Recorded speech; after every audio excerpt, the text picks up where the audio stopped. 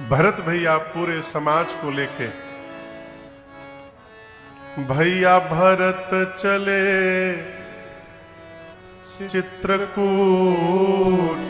हो रामा, राम को मनाने भरत चले चित्रकूट हो रामा, राम को मनाने भरत चले चित्रकूट हो रामा, राम को मनाने भरत चले चित्रकूट हो रामा, राम को मनाने राम को मनाने सिया लखन को मनाने, राम को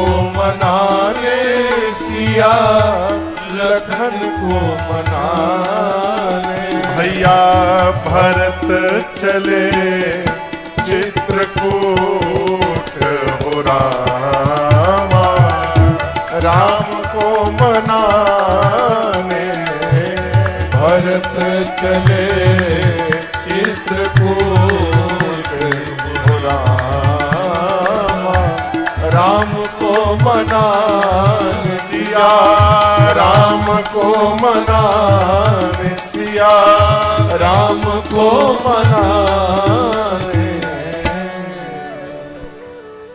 कल हमने आपने गाया, श्रवण किया, भरत भैया पूरे अवध के समाज को लेकर के चित्रकूट में राम जी के पास पहुंचे हैं। जिस समय प्रभु ने भरत भैया को अपने हृदय से लगाया है,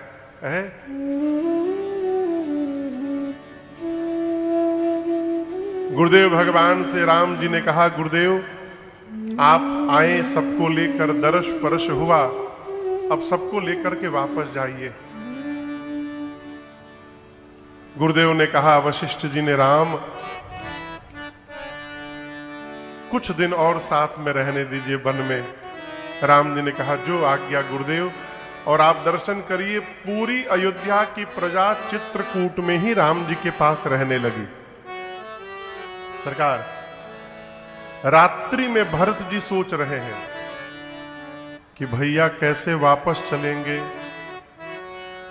मन में सोचने लगे, कौन कह दे तो वापस चलेंगे, गुरु जी कह देंगे तो चले जाएंगे, लेकिन गुरु जी को कहना होता तो अयोध्या में न कह देते, भैया आते ही क्यों वन में। मां कौशल्या कह सकती हैं, परंतु वो राम जननी है, हठ नहीं करेंगी। अपने बारे में भरत जी सोचते हैं कि मेरी क्या औकात है, मोहि अनुचर कर केतिक बाता, मेरी क्या औकात है, मेरे कारण ही तो सारा उत्पात हुआ है। मैं किस मुंह से कहूंगा कि भैया वापस चलिए। हम गोस्वामी जी कहते हैं, भरत जी रात भर सोचते रहे, एकौ जुगुति न मन ठहरानी, कोई उपाय उनको नहीं सूझ रहा है। सवेरा भया, जिस तरह आप लोग बैठे हैं ना, आप सभी लोग, उसी तरह पूरी अयोध्या की प्रजा बैठी, सामने गुरुदेव भगवान बैठे। इस बैठकी में राम जी, लक्ष्मण जी और सीता जी नहीं है, ये लोग नहीं है।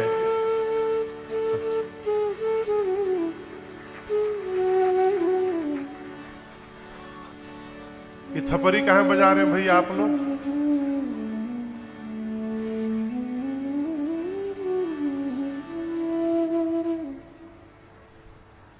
हो गया बाबू, देख लिए बेटा, बैठ जाओ। हाँ, हाँ। एक जगह हम झारखंड में कथा करने गए, गिरिडीह के पास, तो वहां उस पंडाल में क्रेन का कैमरा था, क्रेन वाला, वो जो घूमता रहता है। तो जैसे कैमरा इधर जाए, लोग कथा छोड़ के शुरू करने लगे।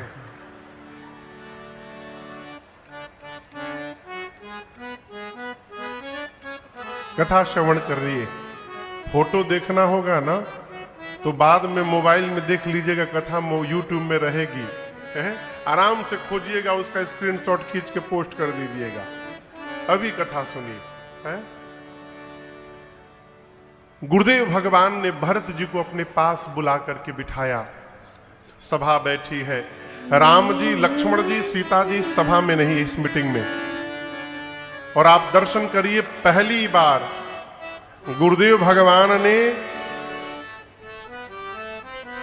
सामान्य रूप से समाज में इस बात की घोषणा की है कि जो राम जी हैं ये जीव नहीं है, राम जी भगवान है। गुरुदेव ने पूरी अयोध्या से कहा कि आपको पता नहीं है राम कौन है, राम वन में रहे अथवा राम अयोध्या में रहे, अयोध्या के राजा राम है, राम ही राजा है। क्यों राम राजा है? गुरु जी कहते हैं, धर्म धुरीन भानुकुल भानु राजा राम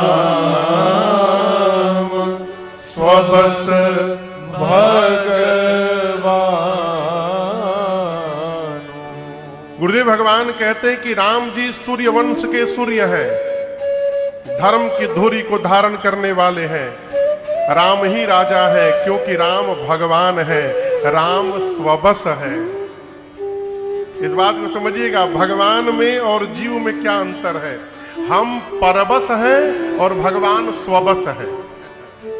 इसका क्या मतलब महाराज? हम में से कोई भी राजन हो चाहे आप श्रोता हो, हम में से कोई ये निर्णय नहीं कर सकता, ये डिसाइड नहीं कर सकता कि अगले जन्म में मेरा पिता कौन होगा। आप डिसाइड कर सकते हैं क्या कि अगले जन्म में हमारे पिता कौन होंगे? क्योंकि हम परवश हैं। लेकिन भगवान इसका निर्णय कर सकते हैं कि अगले जन्म में हमारा पिता कौन होगा। ये भगवान जहां चाहे वहां जा सकते हैं क्योंकि भगवान स्वबस है। गुरु जी ने कहा राम भगवान है। और मैं एक बात कहता हूं, ब्रह्मा विष्णु महेश सूर्य चंद्रमा अरुण वरुण पावक जितने दिग्पाल हैं सब राम जी की आज्ञा का पालन करते हैं। राम रजाई शीस सबही के, सब राम जी की आज्ञा का पालन करते हैं। यदि हम लोग भी आज्ञा का पालन करेंगे तो हम लोगों का ही लाभ होगा। भरत जी एक बात कहे आपसे। भरत जी ने कहा आज्ञा करिए गुरुदेव। आपको एक सामान्य उदाहरण दे रहा हूं। किसी व्यक्ति को आप 10,000 उधार दे दीजिए। अगले ने कहा है कि 10 दिन में लौटाऊंगा। 8वें दिन वो आदमी फिर आया। नियम से तो 2 दिन बाद वो आपको पैसा लौटाएगा। 8वें दिन फिर आया, आकर कहा भाई साहब 5,000 रुपया और दे देंगे आप हमको। अब आप टेंशन में, यदि ना बोल दिया तो कहीं 10,000 ना फंस जाए। यदि मैं कह दिया नहीं दूंगा तो कहीं 10,000 ना फंस जाए। तो आप 5,000 और दे दिए। पहले तो 10,000 फंस रहा था, अब 15,000 फंस गया। तो बुद्धिमान उसी को कहते हैं कि देखे सर्वस्व जा रहा है तो आधे में संतोष कर ले। यदि पूरा बचाने जाएगा तो जो आधा बच रहा है वो भी चला जाएगा, कुछ बचने वाला नहीं है। आपसे कहूं, गुरुदेव भगवान वशिष्ठ जी की मति हिल गई। गुरु जी सपने में भी नहीं सोच सकते थे कि कोई भाई अपने भाई के लिए जीवन भर वन में रहने को तैयार हो जाएगा। है? क्या कहें अब भरत जी से? कुछ समझ में नहीं आया तो राम जी के पास गुरु जी सबको लेकर गए। सभा बैठी। राम जी ने कहा गुरुदेव देखिए आप हमारे बड़े हैं, आप जिसको जो आज्ञा देंगे ना गुरु जी वो आपकी आज्ञा का पालन करेंगे। गुरुदेव भगवान ने कहा, राम, आपके भाई भरत के प्रेम ने मेरे विचार करने की शक्ति को समाप्त कर दिया है।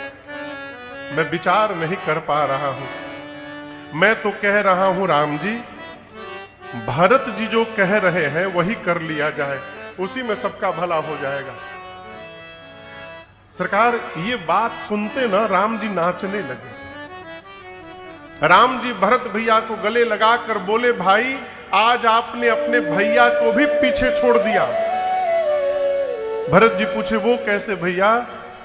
राम जी बोले, जिस शिष्य की प्रशंसा उसका सद्गुरु करने लगे, उससे बड़भागी संसार में दूसरा कोई जीव नहीं होता है? आपकी प्रशंसा गुरुदेव भगवान कर रहे हैं।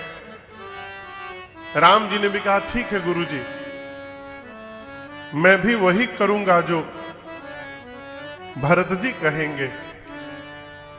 और आप दर्शन करिए, गुरु जी ने कहा भरत भैया से कि भरत जी, ऐसा अवसर अब जीवन में दोबारा नहीं मिलने वाला है। राम जी ने कह दिया है, जो आप कहेंगे राम जी करेंगे। तो बेटा जो जो कहना है आज अपने भैया से कह दीजिए। भरत जी सभा में खड़े हुए हाथ जोड़कर और कहे, गुरुदेव, मैं एक बात कहना चाहता हूं। मैं जानू निजनाथ सुहाओ,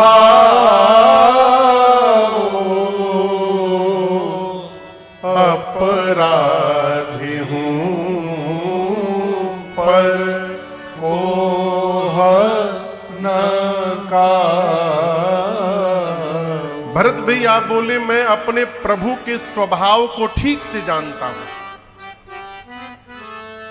हमारे महाराज श्री एक बात कहा करते मेरे गुरु जी कि बेटा, जिसके साथ रहना है उसके स्वभाव को पहले जानना, क्योंकि एक बार जब स्वभाव का पता चल जाता है वरुण बाबू, तो फिर व्यवहार करने में कठिनाई आने वाली नहीं है। स्वभाव जानना बहुत आवश्यक है। भरत जी कहते हैं, मैं अपने भैया का स्वभाव जानता हूं। क्या स्वभाव है राम जी का? ये अपराधी पर भी क्रोध नहीं करते हैं। मैं तो इनका भाई हूं। आपको एक बात बताऊं गुरुजी,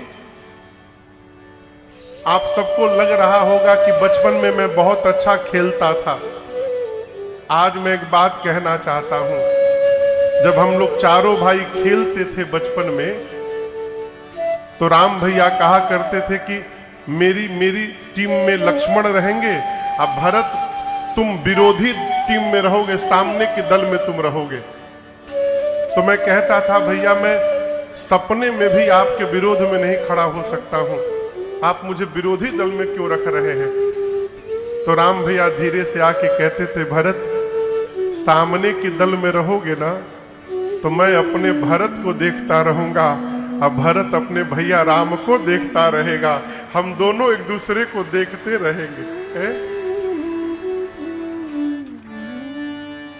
लेकिन गुरुजी, मैं तो भैया को बस देखता ही रहता था और देखते देखते मैं हारने लगता था। और मैं आज आप सबको बताना चाहता हूं, मैंने कोई खेल जीता नहीं था।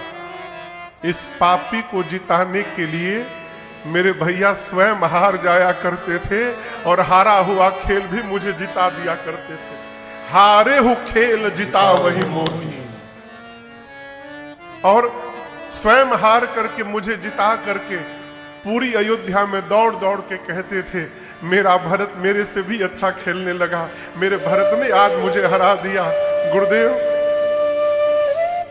इतना प्रेम मेरे भैया मुझे करते हैं, और आप देखिए ना, मेरे कारण ही मेरे प्रभु को वन में आना पड़ गया। राम जी ने भरत जी को बहुत संभाला, कहा भाई आप पापी नहीं है, पुण्य सिलोक तात तर तोरे। राम जी कहते हैं भरत जी से कि संसार में जितने पुण्यशाली जीव हैं भरत, वो आपके पांव के नीचे हैं। और रही बात मेरी मां कैकेयी की, तो मेरी मां कैकेयी का कोई दोष नहीं है भरत जी। मेरी मां निर्दोष है।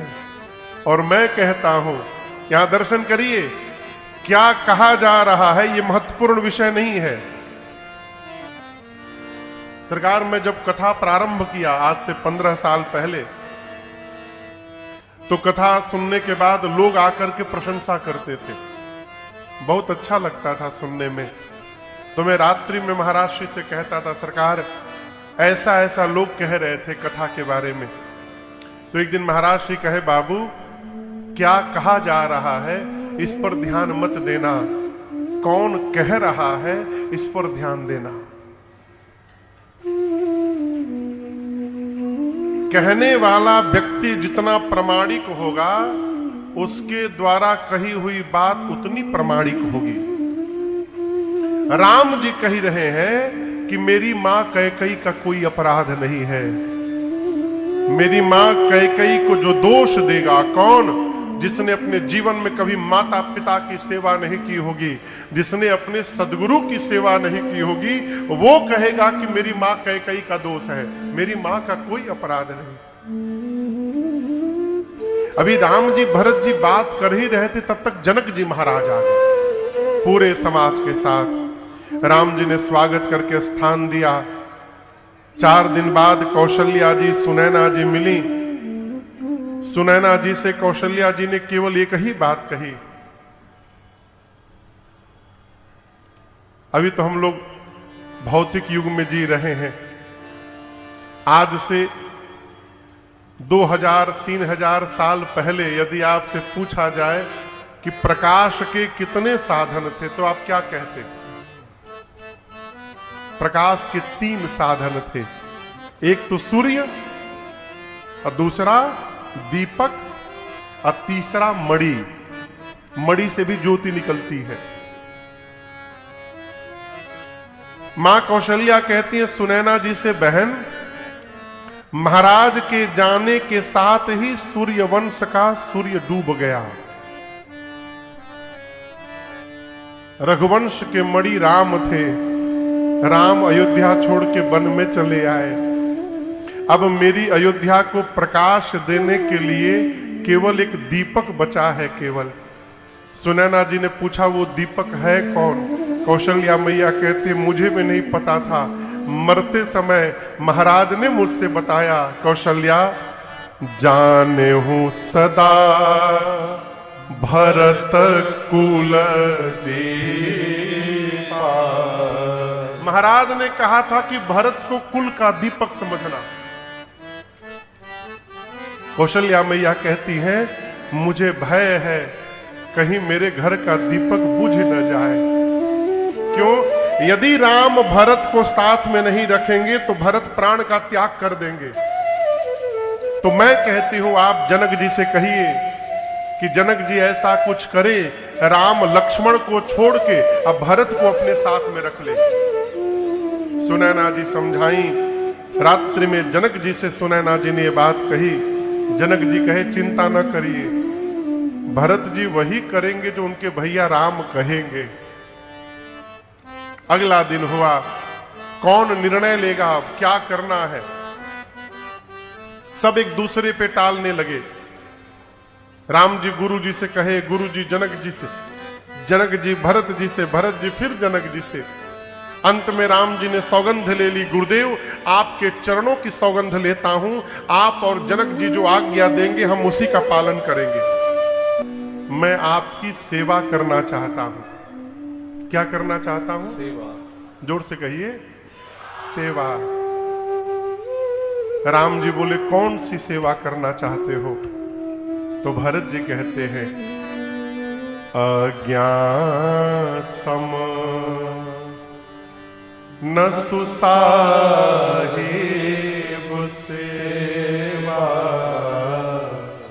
अज्ञान सम। एक बात इसको बड़े ध्यान से समझिएगा। भरत जी कहते हैं, अज्ञा सम न सुसाहिब सेवा, अर्थात श्रेष्ठ की आज्ञा का पालन करना, इससे बढ़कर श्रेष्ठ की दूसरी कोई सेवा नहीं होती है। खूब कपारे में तेल लगावे, कपार दबावे, पांव दबावे, अब बात एक भी न माने,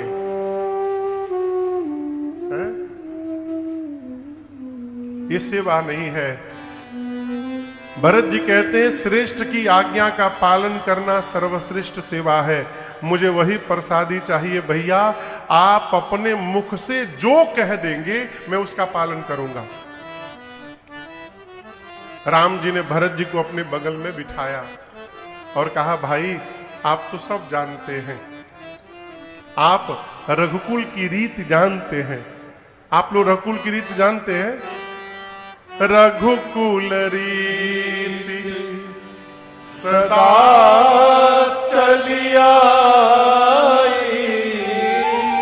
प्राण जाहू बरु बचन न जाहि। राम जी बोले, आप रघुवंश की परंपरा जानते हैं। भरत, आप अपने धर्म का पालन करिए और मुझसे मेरे धर्म का पालन करा दीजिए। भरत भैया कहे, भैया धर्म तो मैं छोड़कर आ गया तीर्थराज प्रयाग में, मेरे लिए एक ही धर्म है, आपकी आज्ञा का पालन करना। आप जो आज्ञा देंगे नाथ। राम जी समझ गए कि मुझे ही कहना पड़ेगा। प्रभु ने कह दिया, भरत जी चलिए हम और आप आज बंटवारा करेंगे। क्या करेंगे? जोर से कहिए, बंटवारा करेंगे। भरत भैया बोले, प्रभु आप मेरे से बंटवारा करेंगे? संपत्ति को आप भी छोड़कर चले आए, मैं भी छोड़कर चला आया। राम जी बोले, बंटवारा करेंगे, लेकिन आज अपने घर की संपत्ति का नहीं, हम अपने घर की विपत्ति का बंटवारा करेंगे। हम लोग विपत्ति बांट लेंगे। ये कथा कहती है कि भाई से यदि बंटवारा करना है तो विपत्ति में करिए, संपत्ति न बांटिए। माई बाप, संपत्ति बांटने के लिए बहुत लोग मिल जाएंगे, विपत्ति बांटने के लिए कोई नहीं मिलेगा आपके, है? हम क्या करते हैं, संपत्ति के लिए भाई से बांट लेते हैं। भाई पहले आया कि संपत्ति पहले आई? एक बात याद रखिएगा, संपत्ति चली जाएगी तो वापस भी आ जाएगी। एक बार भाई चला गया ना तो दोबारा मिलने वाला नहीं है, है? अभी हमारे एक कथा के बड़े प्रेमी है, अहमदाबाद से आए थे। 4 दिन पहले मिलके रोने लगे, कहे महाराज कथा तो सुन रहा हूं सालों से, हमसे पहली बार पिछले साल इसी समय सांगरिया में मिले थे राजस्थान में। बोले महाराज बच्चे का यज्ञोपवीत करना था, मुझे फोन किए कि एक दिन की कथा हो जाए। हमने भैया समय तो है नहीं, आप यज्ञोपवीत करिए, कभी आएंगे अहमदाबाद तो कार्यक्रम करेंगे एक दिन का। बोले महाराज रात को सोया था मैं, मन में भाव आया, इतनी राम कथा सुनता हूं। अपने बड़े भाई से उनकी 13 साल से बोलचाल बंद थी, 13 साल से बातचीत नहीं होती थी। बोले महाराज सोया था, रात को मन में भाव आया, इतनी कथा सुनता हूं और अपने भाई को छोड़कर यज्ञोपवीत करूंगा, क्या मुंह दिखाऊंगा समाज में। डर भी लग रहा था भैया के पास जाऊं, भैया कुछ बोले न बोले। महाराज बेचैनी हुई, सुबह टिकट किया अहमदाबाद से, पत्नी को लेकर भागे भागे गया। जैसे प्लेटफॉर्म पे पहुंचा ट्रेन चल दी। आप विश्वास नहीं करेंगे महाराज, पहली बार मैंने देखा, मैं रोने लगा। ट्रेन चली गई, अब क्या होगा। हाथ दिखाया ड्राइवर को रुकने के लिए, तो ट्रेन के ड्राइवर ने ट्रेन रोक दी। और वो कोई शताब्दी जैसी ट्रेन थी जो इंजन से कनेक्टेड रहती है पूरी। बोले हम लोग को ड्राइवर ने अपने इंजन में चढ़ाया। मैं रो रहा था जोर जोर से, मुझे पानी पिलाए, 5 मिनट बिठाए और फिर भीतर भीतर मुझे अपने कोच में भेजे। मैं भैया के पास गया 14 साल बाद। पत्रिका लेकर के कहा कि ये न समझिएगा कि काम हुआ है इसलिए बुला रहा हूं, आप मेरे बड़े भाई हैं, आपके बिना मेरा उत्सव पूरा नहीं हो पाएगा। मैं पत्र देख के महाराज चला आया। मुझे लग रहा था आएंगे कि नहीं आएंगे भैया, लेकिन उत्सव के दिन गांव में सवेरे सवेरे फोन किए कि बाबू स्टेशन इतने बजे पहुंच रहा हूं, गाड़ी लेके आ जाना। मैं बड़ी विनम्रता से कह रहा हूं आपसे, संपत्ति के लिए भाई को न बांटिए। संपत्ति चली जाएगी तो मिल जाएगी, भाई चला जाएगा तो दोबारा कभी नहीं मिल पाएगा। इसलिए भाई से बांटना है तो उसकी विपत्ति बांटिए। राम जी कहते हैं, आपको बताऊं, राम जी जब, आदरणीय एमएलए साहब, राम जी जब रावण का वध करके अयोध्या वापस आए तो राम जी के साथ हनुमान जी, जामवंत जी, गौ गवाक्ष, द्विज, महेंद्र, सठ निसठ, नल, नील, अंगद, निषाद राजगु, विभीषण जी, सुग्रीव जी, ये सब लोग थे। जिस समय राम जी अयोध्या में पुष्पक विमान से उतरे हैं, राम जी ने उतरकर गुरु जी को दंडवत किया, गुरु जी ने आशीर्वाद दिया, फिर राम जी ने ब्राह्मणों को प्रणाम किया, सबने आशीर्वाद दिया। उसके बाद जैसे राम जी आए, भरत भैया दौड़कर राम जी के चरणों में लौट गए। प्रभु ने बरबस उठाकर भरत जी को हृदय से लगाया है, खूब रोए दोनों भैया। इस दृश्य को देखकर जितने लोग थे वहां पर सब आनंद में झूम रहे थे, छोड़ दो लोगों को। दो लोग उदास खड़े थे, बाकी सब झूम रहे थे। वो दो जानते कौन थे? एक विभीषण जी महाराज और एक सुग्रीव जी महाराज। क्यों उदास हो गए? मन में सोचने लगे, बताओ, एक ये दोनों भाई हैं जो संपत्ति का त्याग करके भाई को गले लगा लिए थे, एक हम भाई हैं जो अपने अपने भाई को मरवा करके उनके सिंहासन पर बैठ के राजा बने हैं। हम भाई हैं कि ये भाई हैं? राम जी ने कहा 14 वर्ष मैं वन में रहूंगा, 14 वर्ष भरत आप अयोध्या रहेंगे। भरत जी ने कहा भैया हम अभिषेक की पूरी सामग्री लाए हैं, यहीं अभिषेक हो जाए। राम जी बोले नहीं, लौटने के बाद चित्रकूट के पास, जब चित्रकूट से आप बांदा जाएंगे, बांदा से भी कोई आया है ना, सामने व्यापारी लोग बांदा के, हम लोग इसके बाद बांदा ही पहुंच रहे कथा गाने के लिए। 17 मार्च से बांदा में राम कथा है। जब आप चित्रकूट से बांदा जाएंगे तो रास्ते में एक कुआं पड़ता है, उसका नाम है भरत कूप। उसी कुएं में ले जाकर अत्रि मुनि ने राज्याभिषेक की पूरी सामग्री रखवा दी कुएं में, और कहा भरत जी इस कुएं के जल को जो एक बार अपने ऊपर छिड़क लेगा उसे समस्त तीर्थों में स्नान करने का फल प्राप्त हो जाएगा। ये इस कूप की महिमा होगी आज से। 5 दिन भरत जी चित्रकूट का दर्शन किए। 6वें दिन भरत भैया ने विदा मांगा है राम जी से। राम जी ने गले लगाकर खूब समझाया। भरत जी कुछ चिन्ह चाहते हैं। अगर नाथ दे, आपको बताऊं, भगवान शंकर कहते हैं मां पार्वती से, देवी सरकार अपराध तो ऐसा किया था कि उसका प्राण ले लिया जाए। बाबा कहते हैं देवी यद्यपि तेहि कर बध उचित, उसका वध करना उचित दंड था, लेकिन मेरे राम जी जैसा कहां आपको भगवान मिलेगा। राम जी ने क्षमा कर दिया जयंत को। प्रभु छाड़े कर छो को कृपाल रघुबीर। केवल भगवान ने जयंत की एक आंख निकाल ली। क्या निकाल लिया? एक आंख। क्यों निकाल लिया? ब्रह्मास्त्र की महिमा बचाने के लिए। नहीं तो आगे चलकर ये जगत कहता कि राम जी के द्वारा छोड़ा हुआ ब्रह्मास्त्र विफल हो गया था, उसकी महिमा बची रहे इसलिए केवल एक आंख निकाल ली। आप लोग कौवा देखें, कौवा जयंत कौवा बन के आया था।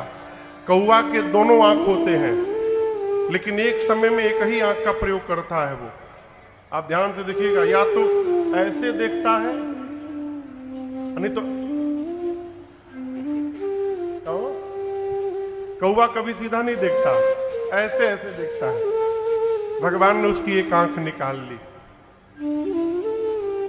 ये भगवान का स्वभाव है।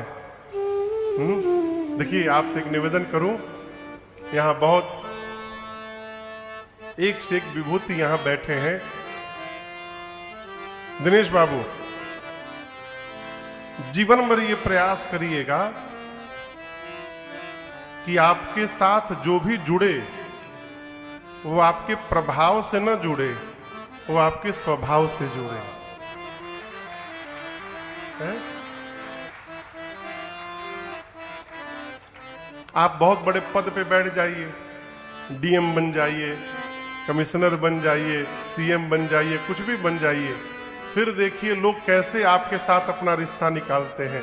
आप हमको नहीं पहचान रहे हैं, हम आपके मामा के, जीजा के, फूफा के, साढ़ू के, दामाद के भाई हैं। अब गिनते रहिए, आज तक कहां थे आप कहां बने थे? हम ढूंढ रहे थे कि आप बन जाइए, हम पहुंचे। एक आदमी मिला हमको ट्रेन में, 1 घंटे की यात्रा के लिए वो आया था। खाली बतावे, हमार फूफा डिप्टी कलेक्टर, हमार जीजा एसपी, हमार ये तो वो, हमार ये तो वो, खाली बतावे हमार ये वो है, ये वो है। हम सुनते सुनते पक गए। तो हम पूछे आप क्या हैं? बोले बताने वाला। हम बोले मतलब? बोले बताने वाला भी कोई चाहिए ना, हम खाली बताते हैं कि हमारे फूफा ये है, हमारे जीजा ये है। आप बड़े पद पर बैठ जाइए, हजारों लाखों लोग आपके साथ संबंध ढूंढने बना लेंगे, लेकिन जिस दिन पद से उतर जाइएगा, टॉर्च लेकर ढूंढिएगा, तो उनमें से एक भी आपको दिखाई देने वाला नहीं है। प्रभाव से जो जुड़ेगा माई बाप, वो तभी तक है जब तक आप प्रभाव में हैं।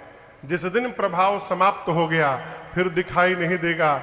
और जो आपके स्वभाव से जुड़ेगा, वो अंतिम श्वास तक जुड़ा रहेगा, क्योंकि स्वभाव हमेशा बना रहता है। ये मेरे राम जी का स्वभाव है, आए शरण तजौ नहीं ताहू। ये भगवान की शरण में देखिए, भगवान ही एक ऐसे स्थान है, भगवान का धाम, जहां बनावट की कोई आवश्यकता नहीं। सरकार, अच्छा आप बताओ, भगवान के आगे कौन सी बनावट चलेगी? एक जगह खुले में पार्टी चल रहा था, खुले में लोग आए थे, भोजन कर रहे थे। वो है ना, वो खड़े होके खाते हैं, जो बुफेलो सिस्टम वाला, तो खड़े हो खाते हैं ना सब। समाज की वही व्यवस्था, तो क्या करिएगा।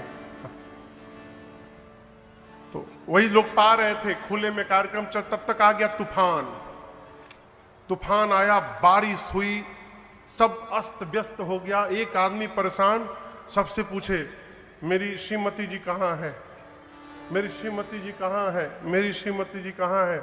एक माता जी से जाके पूछा, मेरी श्रीमती जी कहाँ है? वो बोली, मैं कौन हूं, मैं ही हूं। क्यों नहीं पहचान पा रहा था?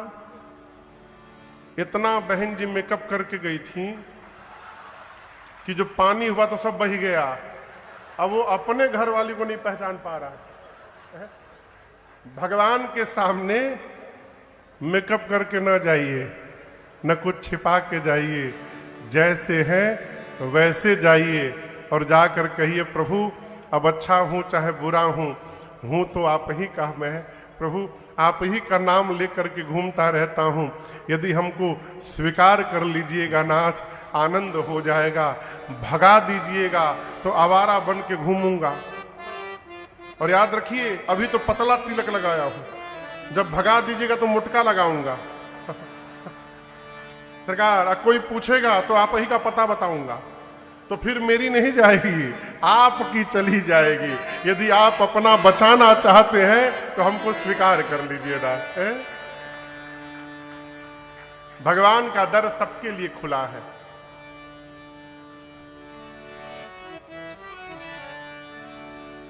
भगवान जयंत को गति विदा करने के बाद आगे बढ़े, अत्रि मुनि से मिले, सर्वभंग जी को गति दिए, सुतीक्षण जी से मिले, अगस्त्य ऋषि से मिले। अगस्त्य ऋषि ने कहा राम जी आप जाकर पंचवटी में रहिए, नासिक के पास। 2027 में, अभी तो प्रयाग में कुंभ रहा, 2027 में नासिक में सिंहस्थ महाकुंभ है, सिंहस्थ कुंभ है। वहां फिर जमावड़ा होगा और स्नान होगा नासिक में। कहो खूब। आप में से प्रयाग कौन कौन नहा के आया? नीचे करिए हाथ। कौन कौन नहीं नहा के आया?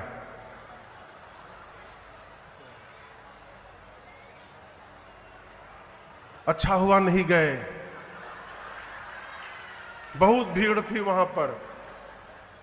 और देखिए आप लोग नहीं नहाने गए, इसलिए राम कथा गंगा आकर यहां पर बह रही है 8 दिनों से। अरे पांडे परिवार ने ही गंगा जी को बुला दिया, नहा ही लो सब जो जो नहीं नहाया है। बोली जाकर राम जी से कहती है 3 लोग 14 भुवन घूम घूम के अपने योग्य दूल्हा ढूंढ रही थी, कोई नहीं मिला। न तुम्हारे जैसा सुंदर कोई पुरुष मिला, न मेरी इतनी सुंदर कोई स्त्री मिली, हम तुम मिले नहीं हैं। ब्रह्मा जी ने जानबूझकर हमको तुमको मिलवाया है, चलो हम तुम शादी कर ले, विवाह कर ले। आगे कहती है 100% तो मेरे लायक तुम भी नहीं हो, लेकिन एक बात बोलूं, तुमसे पहले जिसको जिसको मैंने देखा मेरा मन नहीं माना। ना ना ना ये चौलबे ना, मन नहीं माना, लेकिन तुमको देखकर मेरा मन थोड़ा सा मान गया है। And please don't worry, I will manage with you. घबराने की बात नहीं है, मैं एडजस्ट कर लूंगी, मेरा मन थोड़ा सा मान गया है। भगवान सोचे जो कन्या अपने लिए घूम घूम के दूल्हा ढूंढ रही है, वो कितने संस्कारी घर से आई है, अपना परिचय तो खुदे दे दिए। और कह रही है कि हमको देखकर इसका मन थोड़ा सा माना है, यानी हमसे सुंदर दिखाई पड़ेगा तो भाग जाएगी। तो भगवान बोले प्रैक्टिकल कर लो अभी। राम जी बोले हमको का देखी हो, उधर जाओ, अहं कुंवार मोर लघु भ्राता, मेरा छोटा भाई वहां है, कुंवार है। कुंवार समझते हैं किसको कहते हैं? हाँ, जिसकी शादी न हुई हो उसको कुंवारा कहते हैं। लक्ष्मण जी कुंवार हैं, तो राम जी काहे झूठ बोले? राम जी काहे बोले कि लक्ष्मण जी कुंवार है? भगवान विनोद किए, आके कही रही है कि तुम्हारे इतना सुंदर कोई नहीं मिला, इसलिए मैं कुंवारी हूं। झूठ बोल रही है, इसकी भी शादी हो चुकी थी। सूर्पणखा के पति का नाम था विद्युत जिह्वा, और उसको रावण ही मार दिया था, अपने जीजा जी को ही मार दिया रावण। भगवान बोले जिस प्रकार तुम कुंवारी हो, उसी प्रकार हमारा छोटका भाई है, वो भी कुंवार है। जाओ जाओ उसी के पास जाओ। सुनी छोटका इनसे भी अधिक सुंदर है, राम जी को छोड़ के उधर चली गई। राम जी बोले ठीक है बोल रही थी। लक्ष्मण जी के पास गई, लक्ष्मण भैया ने दूर से देख लिया, ये तो रावण की बहन है राक्षसी। जाकर वही प्ले का बटन फिर दबा दिया उसने।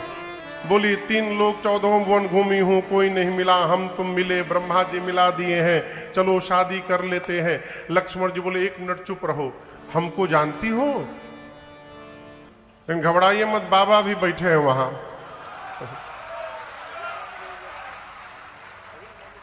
फैजाबाद चला गया, सीताराम हो गया। इलाहाबाद सीताराम हो गया।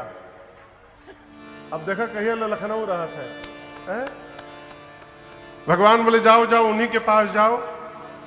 दोबारा गई लक्ष्मण जी के पास। लक्ष्मण जी कहां बर्दाश्त करते, बोले सुन, तेरा वर्ण वही करेगा जो लज्जा को तिनके के समान त्याग कर बैठा है।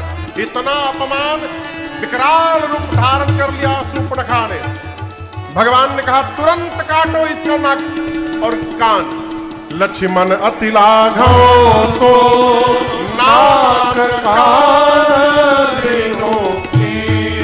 ताके कर रावण कह मनो चुनौती दी। लक्ष्मण भैया ने तुरंत उसका नाक कान काट दिया और काट कर कहा जाकर रावण से कहना। लक्ष्मण ने चुनौती भेजी है। ऐ शूर्पणखा चिल्लाते हुई गई खरदूषण के पास। खरदूषण आए, राम जी ने ऐसी लीला रची, आपस में ही लड़के मर गए। जब खरदूषण मर गए तब शूर्पणखा पहुंची रावण के पास और जाकर चिल्लाने लगी, दिन रात मदिरा पीकर तुम सोते हो रावण, तुमको पता नहीं तुम्हारा शत्रु तुम्हारे सिर पर आकर बैठा है। रावण पूछा ही नाक कान कहां कटवा के चली आई? बोली दो राजकुमार आए हैं, राम लक्ष्मण। राम के कहने पर लक्ष्मण ने काटा है। उनके साथ एक बड़ी सुंदर स्त्री है। रावण बोला मेरे पास क्यों आई हो? खरदूषण के पास जाना चाहिए था। बोली गई थी, दोनों मर गए। मारीच आया, मां ने कहा इसका चर्म ले आइए प्रभु। भगवान गए और बहुत दूर जाकर भगवान ने बाण मारा। बहुत दूर जाकर क्यों मारा? ये मारीच की अंतिम इच्छा थी। मारीच जब भगवान के पास जा रहा था ना सोने का मृग बन करके, तो मन में कहता था मैं कितना भाग्यशाली हूं, मैं हिरण बनकर आगे आगे दौड़ूंगा, हाथ में धनुष बाण लेकर राम जी मेरे पीछे भागेंगे। पूरा जगत राम के पीछे दौड़ता है, आज राम मेरे पीछे दौड़ने वाले हैं, मैं कितना भाग्यशाली हूं। है? बहुत दूर जाकर राम जी ने बाण मारा। बाण लगते मारीच ने जोर से कहा हां लक्ष्मण, और उसके बाद धीरे से मन में राम बोलकर उसने प्राण का त्याग कर दिया। हां लक्ष्मण की आवाज सुनकर सीता मैया ने लक्ष्मण भैया को राम जी के पास भेजा है। भैया लक्ष्मण ने एक रेखा खींची, लक्ष्मण रेखा, और कहा माते इसको पार न करिएगा। और आप सब जानते हैं रावण सन्यासी का रूप धारण करके आता है और मेरी मां का हरण करके लेके जाता है? रावण जब मेरी मां को लेकर गया ना तो मां विलाप कर रही है पुष्पक विमान में। जटायु जी देख लिए। जटायु जी को आप लोग जानते हैं? आप जानते हैं उस समय जटायु जी की उम्र कितनी थी? पता है? 60,000 वर्ष। कितनी उम्र थी जटायु जी की? 60,000 वर्ष आयु थी जटायु जी की। बूढ़े हो गए थे। पहचान गए, अरे ये तो रघुवंश की बहू है, रघुकुल के तिलक राम की अर्धांगिनी मेरी बहू सीता है। जटायु जी वहीं से चिल्लाए सीते पुत्री करसी जनित्रासा, आता हूं करिया हूं जात धान कर नासा, अभी आकर उस दुष्ट को समाप्त करता हूं। जटायु जी बोले रे रे दुष्ट ठाड़ किन होई। रावण को जटायु जी ने दुष्ट कहा। पहली बार आप पढ़िएगा, पहली बार किसी ने रावण को दुष्ट शब्द से संबोधित किया। कांप गया रावण, खड़ा हो गया, किसकी मृत्यु आ गई? जटायु जी चले, बूढ़े हो गए हैं, उड़ नहीं पा रहे हैं, अपने पंखों को कोसने लगे। मांस खाना था तो बहुत लंबी छलांग मारे। आज एक अबला की लज्जा बचानी है तो तुम जवाब दे रहे हो। ऐ कोशा पल आया, उड़े जटायु जी महाराज। रावण ने देखा, रावण को पहले लगा कि कहीं मैनाक पर्वत तो नहीं आ रहा, और निकट गए जटायु जी। रावण को लगा कहीं गरुड़ पर बैठकर नारायण तो नहीं आ रहे हैं, और निकट गए। तब रावण ने कहा ये तो बूढ़ा जटायु आ रहा है, आने दो आने दो आने दो, कोई बात नहीं, आने दो। जटायु जी ने कहा रावण सीता को वापस कर दो। ये तो मैं कहता हूं, जिस प्रकार अग्नि में कीड़े मकोड़े जलकर भस्म हो जाते हैं, राम के क्रोध रूपी अग्नि में तुम्हारा पूरा परिवार समाप्त हो जाएगा। रावण नहीं मारा, जटायु जी, आपको पता चले, जटायु जी ने रावण को इतना मारा, चोंच से, चोंचन मारी विदार देगी। इतना मारा जटायु जी ने कि रावण को मूर्छा आ गई, बेहोश हो गया। 24 मिनट के लिए मूर्छित हुआ, एक दंड के लिए। अपने पंजे से उसके बाल को पकड़ा, उठाकर जटायु जी ने धरती पर पटक दिया रावण। रावण बेहोश मूर्छित पड़ा है। बगल में जाकर जटायु जी खड़े हो गए। किसी ने कहा, जटायु जी बहुत बढ़िया अवसर है, बेहोश है, एक काम करिए, इसकी सारी आंखें नोच लीजिए आप। बोले नहीं नहीं,